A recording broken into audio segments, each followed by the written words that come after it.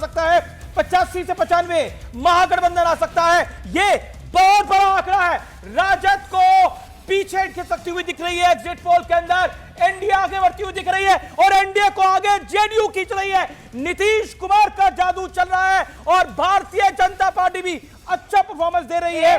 JSP को 0 से 5 और अन्य के खाते में 5 से 10। ये अन्य कौन से हो सकते हैं रूबिका? ये एक बड़ी खबर ये है कि इस वक्त सबसे बड़ी पार्टी अगर कोई बनती हुई दिखाई दे रही है तो वो है नीतीश कुमार की जेडीयू।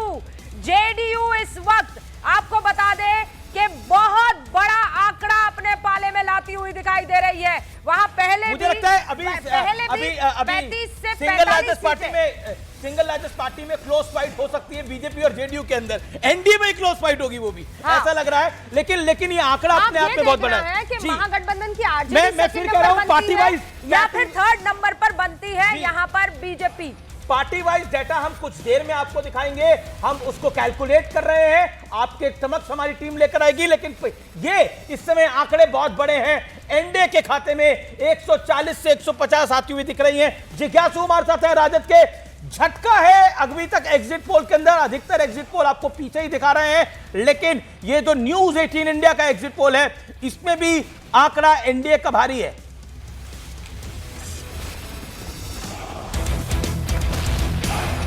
आपकी आवाज नहीं आ रही है, आप म्यूट में हैं जिज्ञासु जी। नहीं म्यूट तो नहीं हूँ, मैंने तो बोलिए।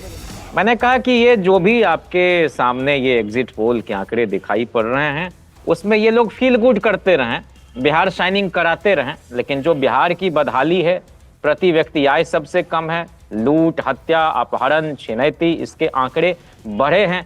तो उन सब के खिलाफ एक विद्रोह के तौर पर लोग बाहर निकले हैं घरों से। ऐतिहासिक एक प्रदर्शन लोगों ने अपने मताधिकार का प्रयोग करने में किया और हमारी सरकार बन रही है। हम आश्वस्त नतीजे कुछ और बता रहे हैं, आपका अपना मत क्या है? दीजिए ना। हाँ तो आप बताइए, आपका एग्जिट पोल क्या बता रहा है? आप एक आंकड़ा दे दीजिए। 243 में से महागठबंधन को कितनी, पर्सनली आरजेडी को कितनी, कांग्रेस को कितनी, आप अपना आंकड़ा भी रख दीजिए। इतना तो प्लेटफॉर्म दिया ही जा सकता है ना, अगर आप कह रहे हैं कि ये सब झूठ है। रूबिका जी, आपने मुझे जितना वक्त बोलने के लिए दिया है इसका मैं बहुत दिल से शुक्रिया अदा करना चाहता हूं, लेकिन एक बात मैं स्पष्ट करना चाहता हूं कि हमारा न तो ज्योतिष शास्त्र में यकीन है और वैदिक युग से लेकर आज तक हमको जन्म सिद्ध अधिकार नहीं है कि हम भविष्यवेत्ता हो सकें। पर इतना मैं आपके चैनल के माध्यम से देश और बिहार के आम आवाम को कहना चाहता हूं कि हम लोग सरकार बनाने जा रहे हैं, तेजस्वी जी मुख्यमंत्री बनने जा रहे हैं। कितनी सीटें आएंगी इसकी दावेदारी हम यकीन नहीं है, और सुधांशु जी का ज्योतिष शास्त्र में यकीन है, ये मैं जानता हूं। और सुधांशु जी, आप पेशे से इंजीनियर हैं और ज्योतिष शास्त्र में भी आपका यकीन है। क्या आपको लगता है ये एग्जिट पोल के ज्योतिषी इस बार सही होंगे या गलत हो जाएंगे?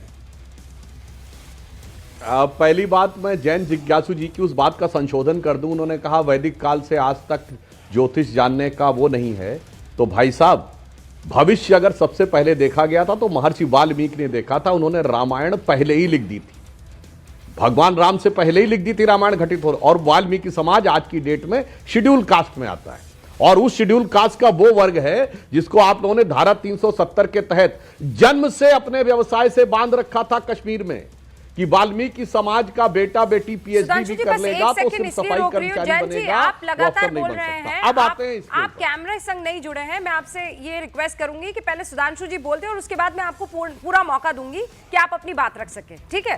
क्योंकि आप बोल रहे हैं, हम सुन नहीं पा रहे हैं, वो डिस्कनेक्ट हो जाता है। हाँ सुधांशु जी, संक्षेप में सर। हाँ, तो मैं पहली बात तो मैंने जैन जी की इस बात में संशोधन कर दिया, ये जो मैकॉले और मार्क्स का दुष्प्रचार है उसके अनुसार। अब दूसरी बात मैं कहना चाहता हूं, जो कुछ दिखाई पड़ रहा है, जैन जी ने एक और बात अच्छी की, उसके लिए मैं उनको साधुवाद देता हूं।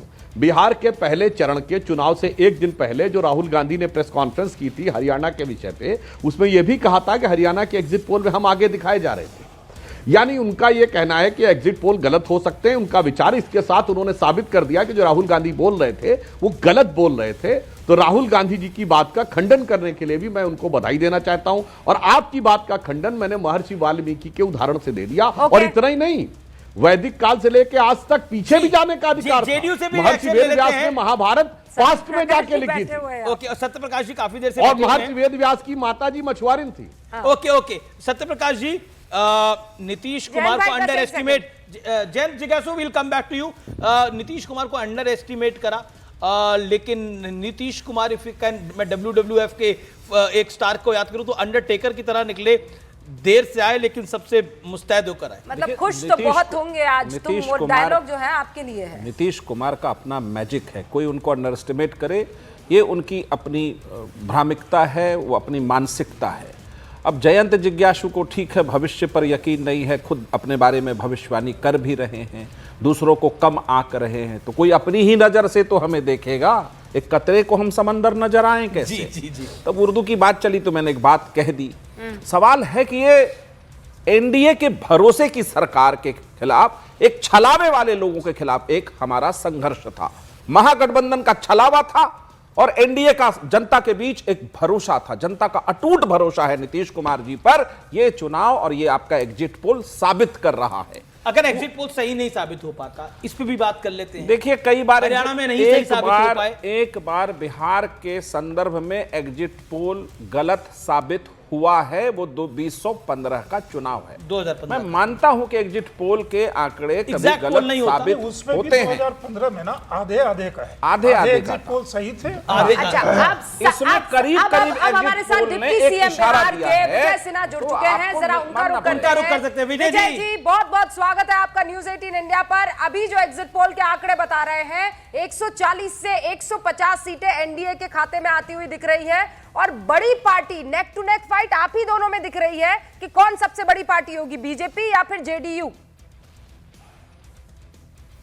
देखिए, मैं तो सबसे पहले बिहार की जनता को बधाई देता हूं कि वो हमारे अनुभवी नेताओं का डबल इंजन की सरकार पर विश्वास व्यक्त किए हैं। और ये एग्जिट पोल अनुमान है, जब एग्जैक्ट परिणाम आएगा तो इससे और बेहतर होगा, क्योंकि हम लोग जमीन पर फील्ड में रहे हैं, लोगों की भावनाओं को देखा है। 2010 का उत्साह और उमंग हम लोगों ने नज़दीक से देखा है। हमारे वोटर साइलेंट वोटर हैं, महागठबंधन के वोटर शोर मचाने वाले थे। लेकिन सिन्हा साहब, एक आंकलन ये लगाया जा रहा था, जब वोटिंग के दिन पर आपकी राजद के एक एमएलसी के साथ झड़प हो गई, बहसमबाजी हो गई, आप बूथ बूथ जा रहे थे, तो डिप्टी सीएम को इतनी मेहनत करनी पड़ रही है तो देखो क्या होगा। तो इसको लेकर एक आरजेडी ने बोला डिप्टी सीएम को गली गली कूचे कूचे भटकना पड़ रहा है वोट के लिए। कितने गुस्से में आ रहे हैं वो?